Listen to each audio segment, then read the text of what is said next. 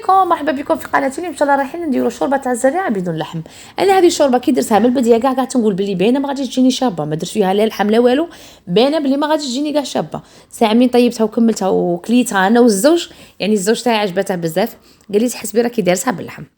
المهم كان عندي هنا الحمص، ودرت 2 حبات بصل كبار، 2 حبات كاروطه بصل عفوا كبار، ودرت حبه طوماطيس يعني كبيره قسمتها على 2، يعني درت نص حبه طوماطيس كبيره، ولا استعملتم الحجم المتوسط ديروا حبه طوماطيس متوسطه. درت شويه حرور، شويه ملح، شويه كركم، شويه سكنجبير، ودرت القرفه عود، ودرت شويه كرويه ومرقتها بالمحامي، ودرت قدبه تاع قزبر.